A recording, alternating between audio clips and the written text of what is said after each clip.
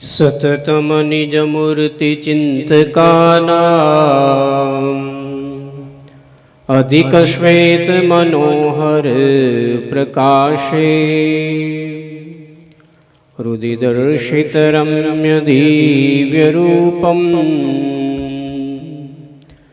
ભગવંતમ તમહં હરિં નમામિ. બોલો શ્રી સ્વામિનારાયણ ભગવાનની જય.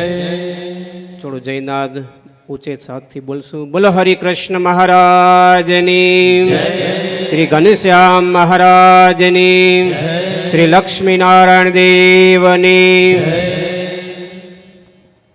ગુરુના ગુરુ પરાત્પર સર્વજ્ઞ સર્વંતર્યામી જીવ પ્રાણી માત્રને સુખ આપનારા એવા ઉપાસ્ય ઇષ્ટદેવ ભગવાન સ્વામિનારાયણ મહાપ્રભુ, વડતાલ પીઠાધિપતિ ધર્મ ધુરંધર 1008 આચાર્ય મહારાજ શ્રી રાકેશ પ્રસાદજી મહારાજ તથા જેને આજ આપણા હૃદયસ્થની અંદર કાયમ માટે રાખ્યા છે અને આજ એના ગુણોનું સ્મરણ કરતાં એમને યાદ કરવાનો આજનો અવસર અને ઋણ અદા કરવાનો અવસર, એવા મહાન વચનસિદ્ધ મહાન સમર્થ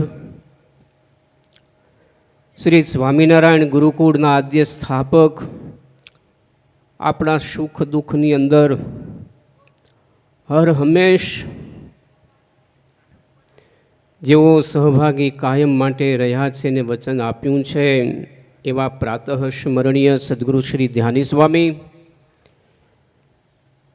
હરિકૃષ્ણ મહારાજ સેવક મંડળના મુખ્ય સંત એવા સદગુરુ પુરાણી સ્વામી ન્યાલકણદાસ સ્વામી શ્રી તથા આણંદ મંદિરના રોકડિયા તથા સહજાનંદ સ્મૃતિ મંદિરના મહંત અને ગુરુકુળના ઉપમેનેજિંગ ટ્રસ્ટી એવા સદગુરુ શાસ્ત્રી સ્વામી ભક્તવશલદાસ સ્વામી શ્રી, પૂજનીય સદબોધકદાસ સ્વામી શ્રી, સભાનું સંચાલન કરતા એવા પૂજનીય ઘનશ્યામ વાલકારકદાસ સ્વામી શ્રી, સાહિત્યાચાર્ય સ્વામી શ્રી નિર્ભયદાસ સ્વામી શ્રી, બ્રહ્મનિષ્ઠ સંતો, આજ ઋણું અદા કરવા માટે જ્યારે આજ એકત્રિત થયા છો એવા પ્રત્યક્ષ તથા લાઈવ ટેલિકાસ્ટના માધ્યમે લાભ લઈ રહેલા એવા સર્વે શ્રેણીના લાડીલા ભક્તોને આ ગુરુ પૂર્ણિમા પ્રસંગે ભાવથી જય સ્વામિનારાયણ, જય સ્વામિનારાયણ, જય સ્વામિનારાયણ.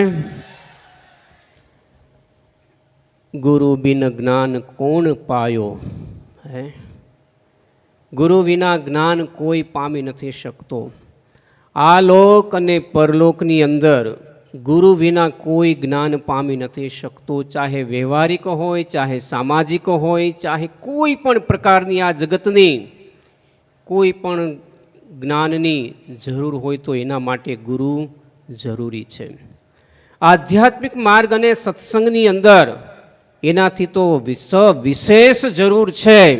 કારણ કે આ જગતનો માનવી જગતની અંદર ગુમરાહ થયો છે અને એમાંથી જો કોઈ બહાર કાઢે એવા સાચા ખેવટ સાચા સદગુરુ એની જ્યારે ઓળખાણ આ જીવને થાય ત્યારે એના આ ભાવ ભટકણ મટે છે.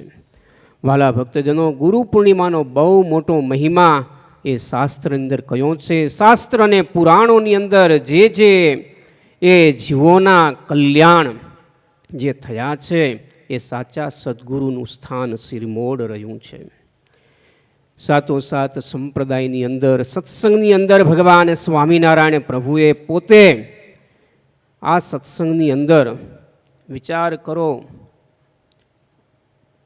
નિત્યાનંદ સ્વામી જેવા બૃહસ્પતિ પ્રકાંડ પંડિતથી માંડી એવા સંતોના માધ્યમે કરી અને જે અભણ, જેને બોલવામાં પણ થામીનારાયણ બોલે એવા સદગુરુ સંતો, એવા સંતોના માધ્યમે કરીને પણ આ સમાજની અંદર રહેલા જીવાત્માઓના ઉદ્ધાર ભગવાન સ્વામિનારાયણ પ્રભુએ આવા સંતોના માધ્યમે કર્યા છે. એ જ સ્વામિનારાયણ ભગવાનનું ઐશ્વર્ય અને એનો પ્રતાપ છે. અને ભગવાન સ્વામિનારાયણ મહાપ્રભુએ આ જગતના જીવન જે સજ્જન હોય કે અજ્ઞાની હોય એ બધાના અજ્ઞાન દૂર કરી આ લોક અને પરલોકની અંદર આ સંતોના માધ્યમે કરી અને એને સુખી કર્યા છે. પણ કન્ડિશન એટલી હોય છે, એની અંદર કન્ડિશન એટલી હોય છે કે જીવ એવા સાચા સદગુરુને મન કર્મ વચને કરી અને પોતે સમર્પણ થાય. અર્પણ કહેતા બીજી વસ્તુ અર્પણ કરે, પણ સમર્પણ એટલે પોતાની જાતને પણ મન કર્મ વચને કરી અને એને પોતે સમર્પણ થાવું, તો આ લોક અને પરલોકની અંદર એ જીવ મહાસુખને પામે છે. એવો સાચા સદગુરુનો પ્રતાપ અને વાલા ભક્તજનો મહિમા છે. આપણે તુલસીદાસજી કવિ કહે છે, ગુરુ બીનું ભવનિધિ તરે નહીં કોઈ, જો બીરચી શંકર રામસમ હોય. હે તુલસીદાસજી કહે છે કે કોઈ બ્રહ્મા કે વિષ્ણુ કે શંકર જેવો હોય છતાં પણ ગુરુ વિના આ ભવસાગર તરી શકાય નહીં. કારણ ભગવાનને સમજવા ને પામવા એ વાલા ભક્તજનો બહુ જ ગહન છે, અને એ સાચા સદગુરુ વિના એ ક્યારેય પણ શક્ય બનતું નથી. એટલે આપણા સંપ્રદાયની અંદર તમે જો સંતોની અંદર જે આ બધા ગુણો જે છે ને, એ ગુણોના જ પ્રતાપે કરી અને જીવોના ઉદ્ધાર થાય છે. ભલે એ આપણે કદાચ એમની સામર્થ્ય આપણે ગણાવતા હોય, એમનું ઐશ્વર્ય ગણાવતા હોય, કે એની અંદર આપણે એમ માનીએ કે એમને પરચો આપ્યો એવું પણ આપણે સ્વીકારતા હોય, પણ એ એના માટે સહજતા હોય છે. એ સહજતાથી આપણા જે અઘરામાં અઘરા કામ હોય, અઘરામાં અઘરા કામ હોય, અઘરામાં અઘરી એ કોઈ પણ મુસીબત હોય કે દુઃખ હોય, એમાંથી કોઈ પ્રકારે નીકળી ન શકાય, પણ એવા જ્યારે સાચા સદગુરુ છે ને, ખાલી એના અંતરની અંદર રહેલા પરમાત્માની ખાલી સ્મૃતિ ખાલી પોતે કરે અને એ સ્મૃતિથી પરમાત્માને ખાલી પ્રાર્થના કરે, એટલા માત્રથી જ એ આપણા જેવા અનેક જીવાત્માઓના દુઃખ છે એ બધા દૂર થઈ જતા હોય છે. એવો સાચા સદગુરુનો શાસ્ત્રમાં મહિમા છે, અને એમનું ઐશ્વર્ય એ આપણે બધાય નજરે નિહાળી. આપણા સંપ્રદાયની અંદર સદગુરુ ગોપાળાનંદ સ્વામી હોય કે બ્રહ્માનંદ સ્વામી હોય, ગુણાતીતાનંદ સ્વામી હોય, મુક્તાનંદ સ્વામી હોય, નિત્યાનંદ સ્વામી હોય, આદિક સંતોના જીવન અંદર આપણે જોઈએ કે એવા ઘણા જીવાત્માઓ એ આવા સતપુરુષના પ્રસંગની અંદર આવ્યા. વડોદરાની અંદર આપણે જો એક સામાન્ય એક જેને કહેવાય પાપી જીવ હતો, પણ સંતોની સામાન્ય સેવા કરી સમાધિ અવસ્થાને પામી ગયો, સમાધિ થઈ ગઈ. લ્યો, આ સમાધિ થવી એટલે અષ્ટાંગ યોગ સિદ્ધ કરે, અરે સાધનો કરવા પડે, સંતને રીઝવવા પડે, પણ એ સંતના પ્રતાપ કેવો કે સહજતામી એને સમાધિ થઈ જાય. એટલું જ નહીં, દીનાનાથ ભટ્ટ જેવા એવા વિદ્વાન પ્રકાંડ પંડિત એને પણ જ્યારે આ સત્સંગના સંતોનો યોગ થયો ત્યારે ભગવાન સ્વામિનારાયણને પોતે પામ્યા છે. આ ભગવાન સ્વામિનારાયણના સંતોનો પ્રતાપ છે. ઉમરેઠની અંદર જોઈએ તો વિદ્વાનોની આમ જોઈએ તો છોટી કાશી કહેવાય, પણ અપારાનંદ અને કાંદળાનંદ જેવા સંત એના જોગે કરી અને વિદ્વાનોને સત્સંગી બનાવ્યા, સ્વામિનારાયણ ભગવાનના સત્સંગી બનાવ્યા. અને એટલું જ નહીં, પણ એ બધા મોક્ષ ભાગી બન્યા. આ સંપ્રદાયનો ઇતિહાસ આપણે જોઈએ, વિદ્વાન દ્વારા કેટલા ભગવાન સ્વામિનારાયણ કાર્ય કરાવ્યા, અને જે અભણ એવા હોય સંત કેવળ ભગવાનનું નામ જપ કરતા હોય, પણ છતાં એવા સંતોના માધ્યમે કરીને પણ એવાના પણ મોક્ષ કરે. એટલું જ નહીં, પણ ભગવાન સ્વામિનારાયણ પ્રતાપ કેવો છે કે અમારા જે હરિભક્તોનું દર્શન કરે એના પણ અમારે કલ્યાણ કરવા છે. તો આ ભગવાન સ્વામિનારાયણ ભગવાનનો એવો દિવ્ય એ સંકલ્પ છે. પણ સાચા સદગુરુની અંદર જીવ જોડવો ને આપણે એટલું જ કરી શકીએ એમ છીએ કે નહીં, પણ એ જીવ જોડવો ને એ જ બહુ અગત્ય. અને આમ જોઈએ તો આપણે એમ લાગે સહેલું છે, પણ એવા સત્પુરુષ જ્યારે પરીક્ષા લે અને કેવો જીવ જોડ્યો છે એ તે પછી આપણને ખબર પડે. તો એના ઉપર આપણે એક વાત જોઈએ. સદગુરુ ગુણાતીતાનંદ સ્વામી જુનાગઢની અંદર વિરાજમાન રહેતા. મોટા ભાગે સ્વામી ખૂબ ત્યાં સત્સંગની પ્રવૃત્તિ કરતા. બાજુમાં નજીકની અંદર લગભગ 15 કિલોમીટર દૂર એક ગામ, એની અંદર એક ખેડૂત હરિભગત રહેતો અને બહુ સ્વામી પ્રત્યે એને લગાવ, ખૂબ હેત.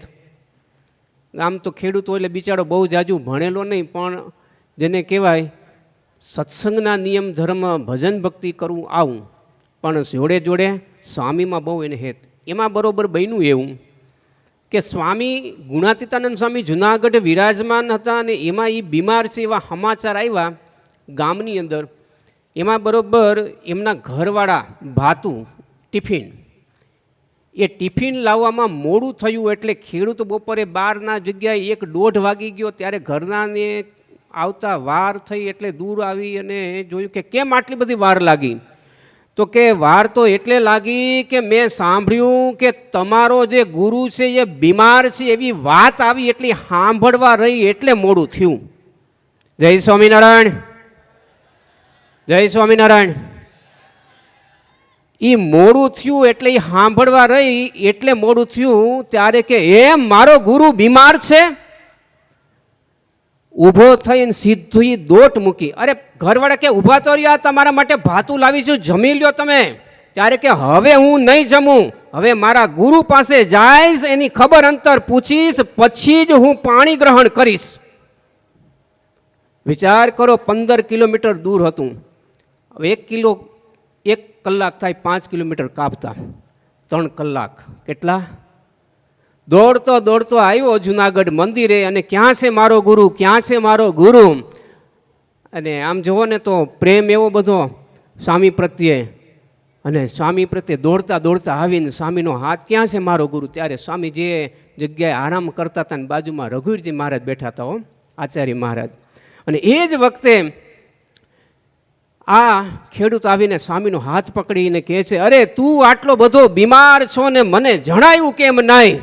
હે, આમ છે ને સાદી ભાષામાં સરળ પણ નિખાલસ એમનો પ્રેમ હતો. અને આંખમાંથી દળ આંસુ હાલ્યા જાય. ત્યારે સ્વામી કહે છે, ભલા માણા, હું બીમાર હોઉં પણ તારે તારું કામ તો કરવું પડે ને. હું સમાચાર આપું તો તું હેરાન થા, માટે સમાચાર પણ તું ઈ કે જમ્યો કે નહીં કાંઈ? સ્વામી શું કહે છે, તું જમ્યો નહીં? જ્યાં સુધી તમને સારું ન થાય ત્યાં સુધી મારે જમવું નહીં. ત્યારે રઘુવીરજી મહારાજે આ દ્રશ્ય જોયું ને ત્યારે આચાર્ય મહારાજ કહે છે કે આવો પ્રેમ આ સાધુને વિશે થઈ જાય ને, અને આ ખેડૂતને કલ્યાણમાં કાંઈ બાકી નહીં. હું આના ઉપરથી એટલું જ કહું છું કે આ સભાની અંદર બેઠા ને લાઈવની અંદર જે આ વાત સાંભળે છે ને, ધ્યાની સ્વામી પ્રત્યે બધાને એવો હેત છે.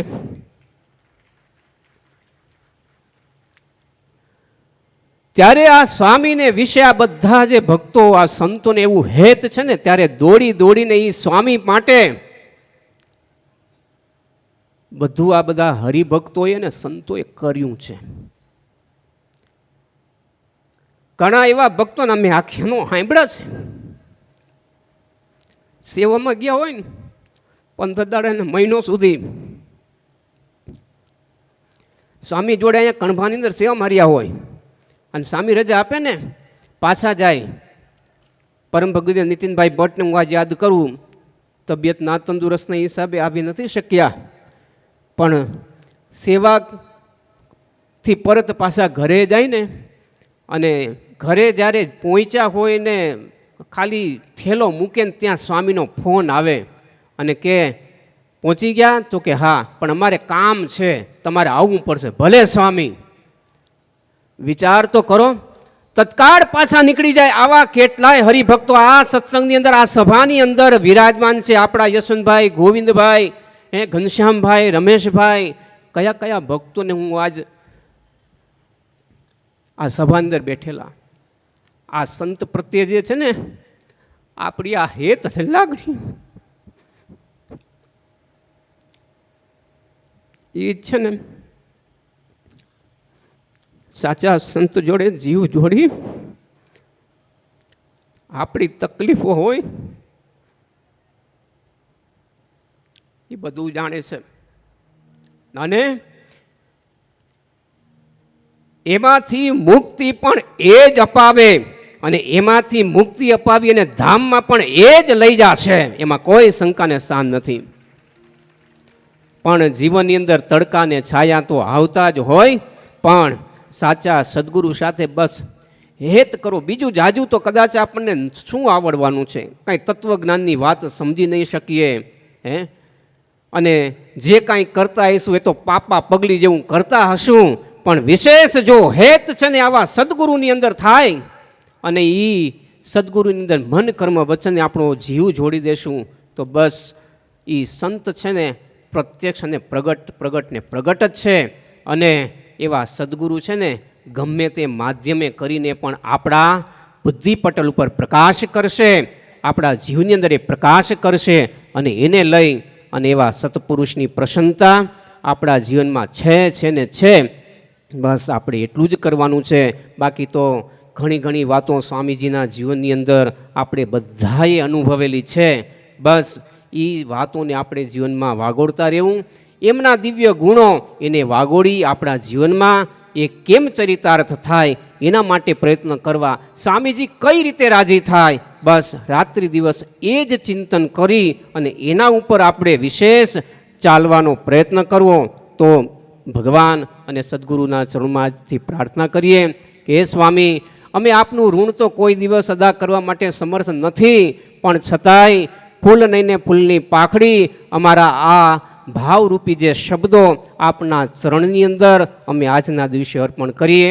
તો આ દિવ્ય સભાની અંદર ગુરુ પૂર્ણિમા પ્રસંગે ભાવિક ભક્તો જ્યારે આપ ઉપસ્થિત થયા છો તો મહારાજના ચરણોમાં સદગુરુ ધ્યાની સ્વામીજીના પવિત્ર ચરણોમાં એટલી જ પ્રાર્થના કરું કે હે મહારાજ, આ બધા સંતો હરિભક્તોને એવું બળ આપજો કે આપના જીવનમાં જેવા દિવ્ય ગુણો છે એ અમારા જીવનની અંદર પણ એવો શણગારથી અમે સજ્જ થઈ આપના ઉપર મહારાજનો રાજીપો કાયમ માટે બની રહ્યો એવોનો એવો રાજીપો અમારી ઉપર બની રહે.